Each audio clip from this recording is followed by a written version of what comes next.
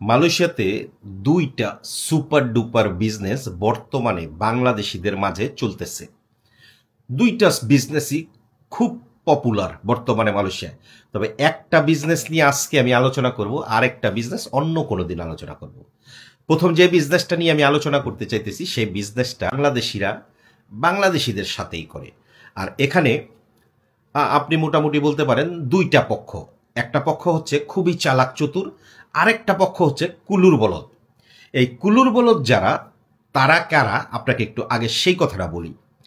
কুলুর বলদ যারা, তারা হচ্ছে যারা বাংলাদেশ থেকে যে 5 লক্ষ মানুষ গত 2 বছরে কলিং ভিসায় মালয়েশিয়া আসছে, তাদের মধ্যে অনেকেই ঠিকভাবে কাজ পায় নাই, অনেকেই ভিসা লাগাইতে পারে নাই, অবৈধ হইয়া মালয়েশিয়া আছে।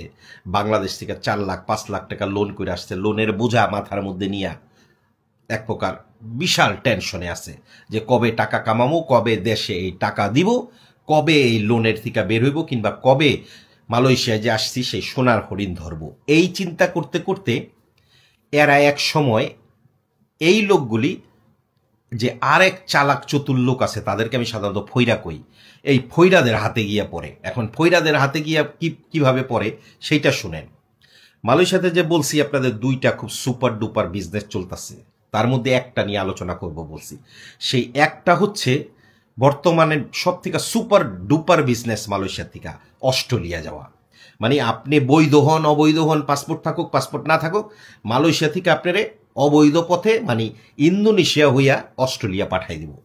এইটা এক শ্রেণীর দালালরা কিংবা এক শ্রেণীর ফৈরারা টিকটকের মধ্যে ফেসবুকের মধ্যে একটা পেজ খুলে, এবং এই পেজ মোটামুটি ভালো ফলোয়ার হয় কিংবা ভিউ হয়, তখন থেকেই তারা এই অ্যাড দেওয়া শুরু করে।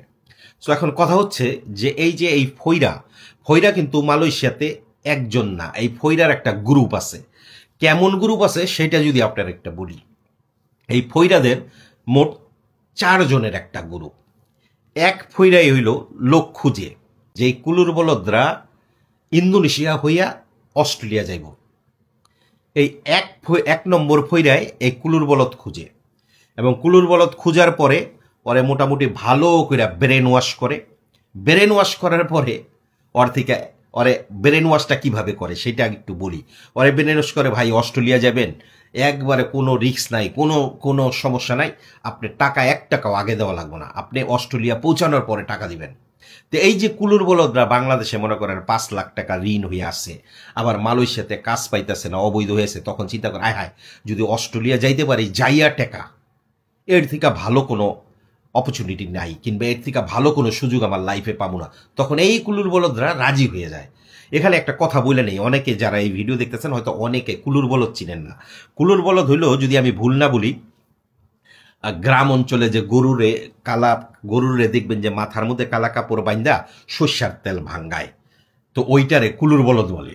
যাই হোক, এই কুলুর বলদরা কি করে, ওদের ফাঁদ যে পাতে, এই 1 নম্বর ফৈরাই যে ফাঁদ পাতে, ওই ফাঁদে এই কুলুর বলদ পা ফালাই দেয়। পা ফালাই দিয়া হয়তো 500 টাকা 1000 টাকা দেয়, দিয়া এই কুলুর বলদের সাথে রাজি হয় যে অস্ট্রেলিয়া চলে যাব।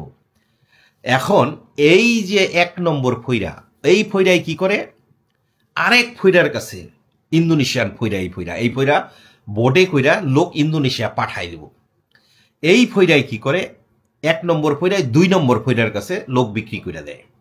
মানে এই লোক এই 1 নম্বর ফৈরাই 2 নম্বরের ফৈরার কাছে লোক বিক্রি করে দেয়, 2 নম্বর ফৈরাই ওরে বোটে কইরা ইন্দোনেশিয়া পৌঁছাই দিব। এখন ইন্দোনেশিয়া কিন্তু 3 নম্বর ফৈরা অপেক্ষা করতেছে, ওই ফৈরা আবার বাংলাদেশি ফৈরা। এই 3 নম্বর যে ফৈরা, এই ফৈরা কিন্তু ইন্দোনেশিয়াতে বিয়ে করছে, এরা ইন্দোনেশিয়ার বর্ডার অঞ্চলে থাকে, ইন্দোনেশিয়া বিয়ে করছে, ওই জায়গায় ওর সংসার, ওই জায়গায় ওর সব কিছু। ওর মেন গেমটা এই ইন্দোনেশিয়ায় যে ফৈরা বুয়ে রয়েছে বাঙালি ফৈরা, এইটাই আঁকছে। এইটাই মনে করেন মালয়েশিয়ায় যে ইন্দোনেশিয়ান ফৈরায় লোক নিয়ে ইন্দোনেশিয়ায় ঢুকায়, ওর লগে সেটেল করছে, আবার মালয়েশিয়ায় যে বাংলাদেশি ফৈরায় অ্যাড দিতেছে, ওর লগে সেটেল করছে। এখন 2 নম্বর ফৈরাই যখন এই কুলুর বলদরে ইন্দোনেশিয়া পাঠায় দেয়, ওই ইন্দোনেশিয়ার ওই বাংলাদেশি ফৈরাই কি করে, ওরে নিয়া ইন্দোনেশিয়ার আরেক ফৈরার কাছে বিক্রি করে দেয়। বিক্রি করে দিয়া ওই ইন্দোনেশিয়ান ফৈরাই কি করে, ওরে আটকাইয়া তুই বাংলাদেশে ফোন দে, তোর বাপের ক 5 লাখ টাকা পাঠাইতে, তোর বাপের ক 8 লাখ টাকা পাঠাইতে। এটা কিন্তু একজন দুইজন না। আপনি এই ভিডিও যারা দেখতেছেন, আপনি একটু খোঁজ নিয়ে দেখবেন, অনেক মানুষ, শত শত মানুষ ইন্দোনেশিয়া গিয়ে আটকা পড়ে রয়েছে। একজন লোকও অস্ট্রেলিয়া যাইতে পারে নাই। যাই হোক, কথা সেটা না, কথায় আসি। এমন অনেক মানুষ আমাদের কাছে বলে, আমরা সাধারণত এই ধরনের নিউজগুলি পাই। এই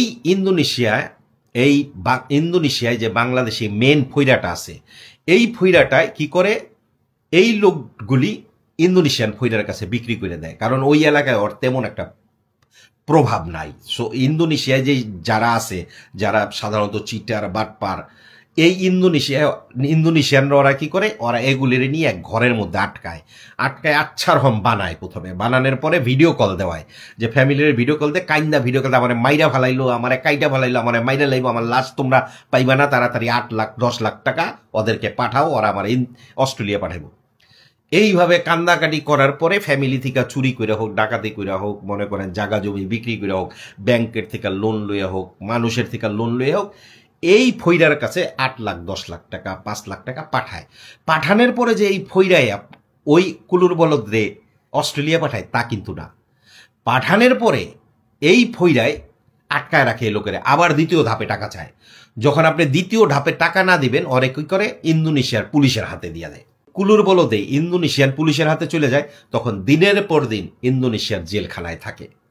এবং এক সময় ওর ফ্যামিলি ইন্দোনেশিয়ায় লোক পাঠায়, কিংবা বাংলাদেশ দূতাবাসে যোগাযোগ করে, কিংবা পররাষ্ট্র মন্ত্রণালয়ে যোগাযোগ করে, করার পরে বাংলাদেশ দূতাবাস থেকে হেল্প করার মাধ্যমে এদেরকে জেল থেকে ছুটাইয়া বাংলাদেশে পাঠায়।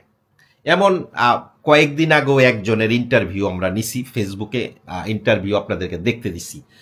কথা হইতেছে, এই কুলুর বলদরা যে এই যে কাজগুলি করে, একটা বারও ব্রেনের মধ্যে চিন্তা করে না যে অস্ট্রেলিয়া যাওয়া যদি এতই সোজা হয়, তাইলে ভাই মালয়েশিয়ায় যারা পুরনো আছে তারা সবার আগে যাব। যারা মালয়েশিয়াতে পুরনো তারা আগে যাইতো গারে ভাই। তুই একটা মালয়েশিয়ায় পুরানা ব্যক্তি দেহারে ভাই, একটাও যায় নাই, একটা ব্যক্তিও যায় নাই, যায় সব কুলুর বলদটি। আর এই কুলুর বলদগুলি যাইয়াই ধরা খায়। এখন কথা হইতেছে, এই ধরনের অকারেন্স যারা করে, এই যে ফৈরারা, যেই ফৈরারা এগুলি করতেছে, তাদের বিরুদ্ধে কি কোনো অ্যাকশন নেওয়া যায় না? তাদের কি আটক করা যায় না? তাদের কি ধরা যায় না? দেখেন, তাদেরকে ধরতে হইলে আপনার সর্বপ্রথম মামলা করতে হইব। তাহলে মামলাটা কি করবে? লোক তো গিয়া ধরা পড়ছে ইন্দোনেশিয়া, ওই লোক তো ইন্দোনেশিয়া হইয়া বাংলাদেশে চলে যাব, মালয়েশিয়ার ট্রানজিট ভিসা নিয়ে বাংলাদেশে চলে যাব, ওই লোক কিন্তু মালয়েশিয়াতে আসতে পারবে না। তাহলে মামলাটা কি করবে? কাজী দিনের পর দিন এই ফৈরাই কিন্তু কঠিন বিজনেস চালাই যাইতেছে। প্রতি মাসে মনে করেন যে 5জন 7জন ইন্দোনেশিয়া পাঠাইতেছে, আর এই কুলুর বলদরা ইন্দোনেশিয়া গিয়া ধরা খায়, আর বাংলাদেশেতে 5 লাখ 7 লাখ টাকা ইন্দোনেশিয়া পাঠায়। আর ইন্দোনেশিয়ায় যে বাংলাদেশি যে ফৈরা আছে, ওই ফৈরাই মনে করেন যে রাজকীয় হালে ঘুরতাছে, কারণ ওই যাওয়ার সাথে সাথে ওটারা খাবলাদা দইরা বেচালায়, ইন্দোনেশিয়ার কাছে বেচালায়। তো ইন্দোনেশিয়ারা টাকা উঠায়, ওরা আনন্দ ফুর্তি করে, তারপরে এই লোক জেলে। কাজী এই জায়গায় একটা কথা আমি সর্বশেষে বলতে চাই, যারাই মালয়েশিয়া থেকে অস্ট্রেলিয়া যাইতে চান তাদের উদ্দেশ্যে বলবো, ভাই বিষয়টা তো সোজা না। মালয়েশিয়া থেকে অস্ট্রেলিয়া যাওয়ার ব্যাপারটা এত সোজা না যতটা সোজা আপনার মনে হয়। ভালো থাকবেন।